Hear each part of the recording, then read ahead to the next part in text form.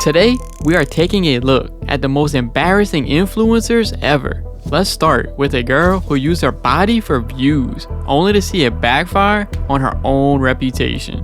That girl would be Cooking with Kaya. Many think Kaya blew up because of her cooking and twerking combo, but they're wrong. There's another, more sinister reason. But before we get into that, let's take a look at how Cooking with Kaya began. Don't get me wrong, the girl can probably cook. But if she was that great, she wouldn't need to shake her butt in front of the camera to blow up or do any of the other stuff we'll get into. If you think I'm being harsh, just look at this. Welcome to another video, Cooking with Kaya. Cooking with Kaya. Is it really those mediocre looking appetizers drawing people in, or something else? So let's take a look at how Kaya rose to fame and then became a meme. It's honestly embarrassing how quickly she fell from grace, and you'll soon see why many think she deserved it.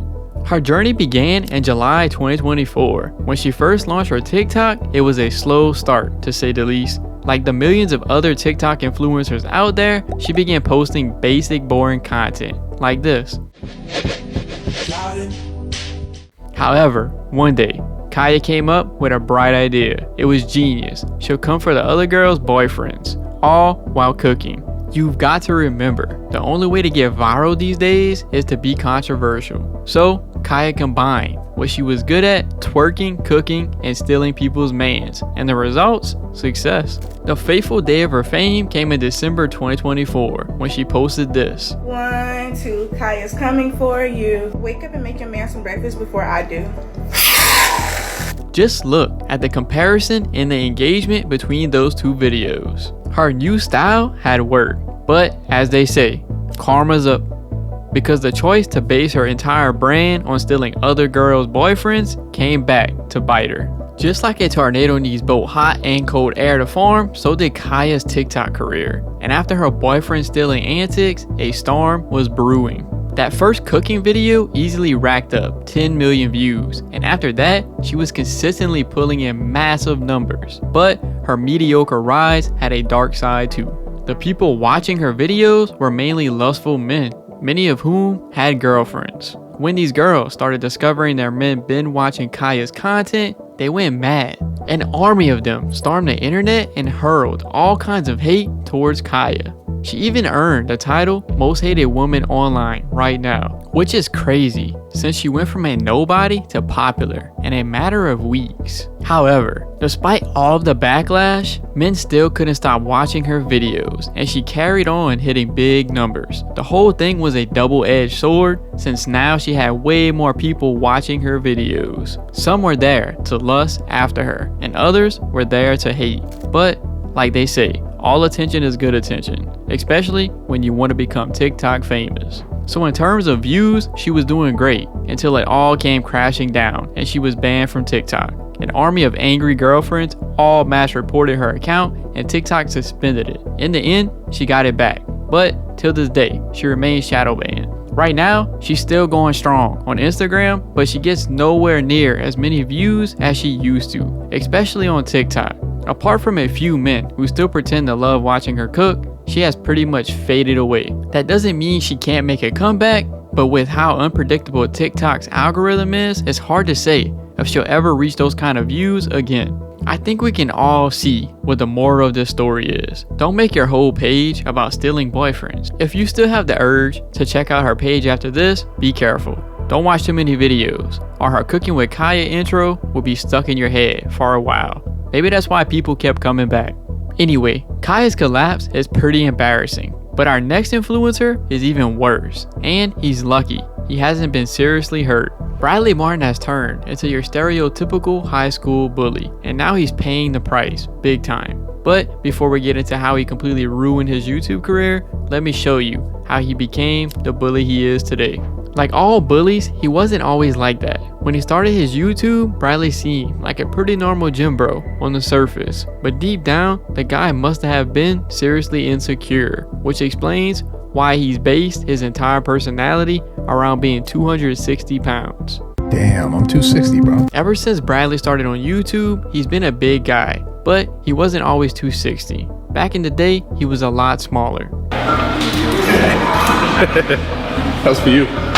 That was 10 years ago, and as his muscles have gotten bigger, so has his ego. I don't know, because you're not really a real fighter. You don't know. I don't know. Whatever. Yeah, you just. I'll show you a thing or two. Shut the f up. Okay, let's see.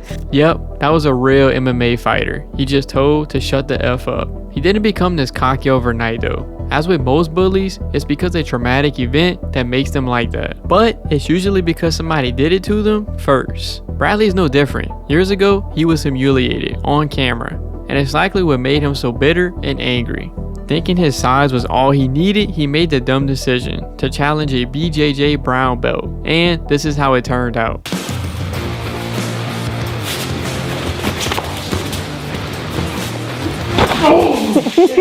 Look, I got my head bad. You good? Yeah, hold on. I got rocked. You got it. That was like a good punch. Yeah. That was a good punch. As you can see, it didn't end well. However, instead of taking the L like a man and committing to training hard and getting better at fighting, Bradley took another path. The guy he was fighting was also a big guy, so instead of Bradley admitting he was just worse at jiu-jitsu, he likely blamed the guy's size for why he lost, which explains how he became the tyrant he is today. If you think calling him a tyrant is a bit extreme, think again, because that's exactly what he is. He doesn't only threaten smaller MMA fighters, he's even beating up his own friends. Ever since he was humbled by that jiu-jitsu brown belt, Bradley's had a chip on his shoulder. He's gotten angry and lashed out at people many times over the years, but it got really bad when he beat up his friend Sneeko. Sneeko's a controversial guy, and he's got a lot of haters, but he didn't deserve this.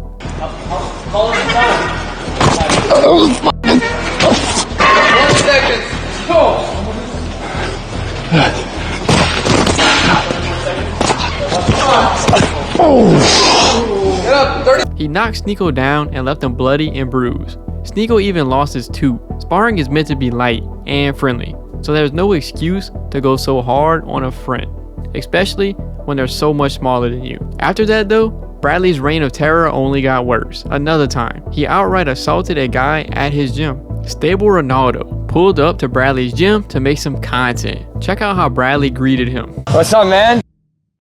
Gang? Why are streamers so little? What are you talking about? How tall are you? I'm a little taller than both y'all. Dude, you couldn't take us. I could easily, actually. Bradley was sizing them up like a shark, getting ready to hunt its prey. And it wasn't long before he struck.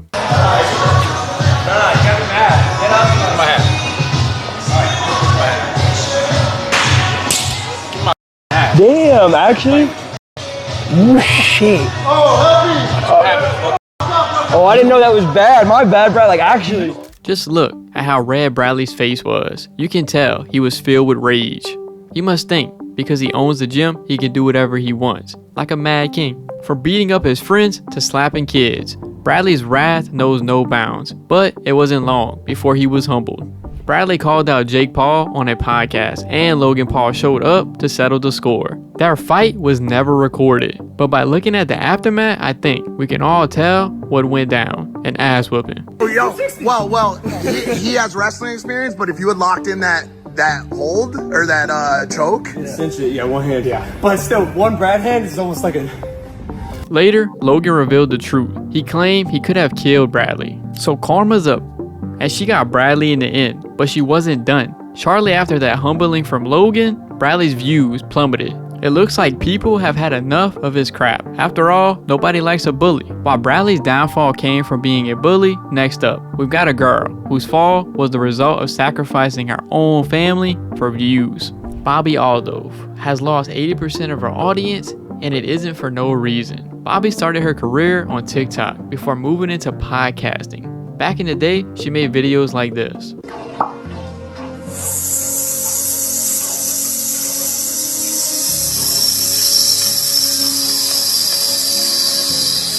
They were simple, awkward, and sometimes funny. That man you can see in the video was her husband before he decided to divorce her. It looks like he was the first to notice the serious red flags, but now her fans are noticing too. So to understand why her viewers are now abandoning her, we need to first look at why her loving husband, who she shares a child with, ditched her. It might seem harsh since they just had a baby, but trust me, it wasn't for no reason. It all started in April 2023 when she decided to do her first interview. Before that, she was just posting mom content, but that changed when she decided to sit down with Tamis Herzog, who stars in Pretty Little Liars. She did well by having such a big first guest. Viewers liked her playful energy and dry humor. And well, if she stuck to that, she probably would still have her fans and her husband. But after she got a taste of real fame, she took her next big step. She officially launched her podcast on YouTube. That was in June 2023, and her first guest was Rick Glassman, another actor. She was off to a great start, and things were looking good for her podcast. But once she got a taste of success, she became thirsty for more. So thirsty that she'll do the unthinkable for views, and it involved a rapper. 2 months after her first YouTube video, she was chilling with Drake. Somehow, she managed to get one of the most famous people in the world to do an interview with her. There's all kinds of speculation about how she got him there, but above all else, it was the day she chose to do the interview that shocked everybody, on her daughter's birthday. But before we get into that, check this out. Are you inviting me to one of your shows? Yeah, I'd love it. Am I your type? I'd do it. Thank you. Not what you hope a married woman would say, but it gets worse. She missed her daughter's first birthday for it. You did. I really do appreciate On my daughter's that. first birthday. I wasn't going to bring that up. Mm-hmm. You missed your daughter's first birthday for To be here. Dark. So Bobbi proved she'll do anything for fame, and it's no surprise her husband decided to run for it. And thus her true colors were shown. But it took a little bit longer before her fans realized they wanted nothing to do with her either. Until Offset came along and decided to give her a taste of her own medicine. Yeah, I know. But I do like the denim. Yeah, it just felt like you were criticizing me and then you switched, so. Definitely not But going thank to criticize. Kind of. You were trying to make me feel stupid. Emotional. I am emotional. Very. I didn't do anything. I'm sorry. Thank you for your apology. I don't accept it. The comments were flooded with people enjoying her getting roasted. That was at the end of 2024, and since then, her views have slowly gone down the drain. We've saved the worst for last. Now, we got a guy who serves as a warning to all. Don't take trolling too far, or it might land you in jail. Johnny Somali is a classic example of what not to do for views. In the age of influencers, you got to stand out to be seen, but not like this, from a harassing woman. I swear to God, I'll change your life. I'll change your life, baby. To twerking on memorial statues, Johnny has no limits. That's a statue dedicated to the victims of World War II.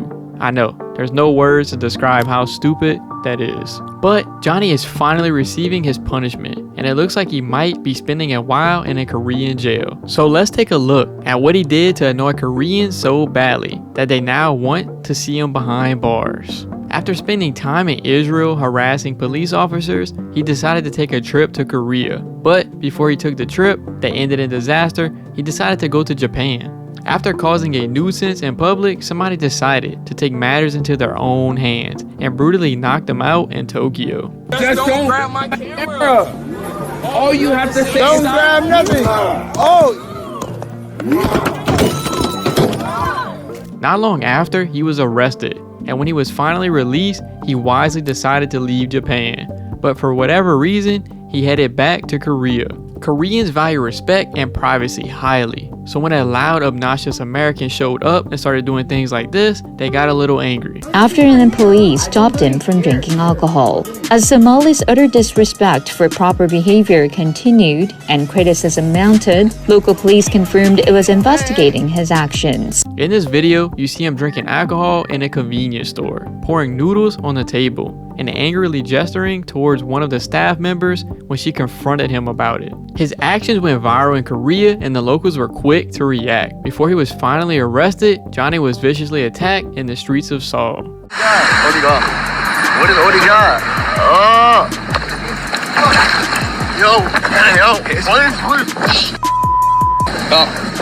That was the beginning of the end for Johnny. Korea has had enough of him, and now he's facing charges. He's now been hit with his 5th legal charge in Korea, and it's looking very bad for him. At first, it looked like Johnny had come to his senses and tried to make amends. He even apologized in court, but it wasn't long before he was back to his usual antics. He arrived at one of his hearings an hour late and claimed he had a stomachache. Then he made things way worse for himself by wearing a MAGA hat inside the court. As of now, his final hearing is set for April, and it's looking very likely that Johnny would be spending a bit of time inside a Korean jail cell.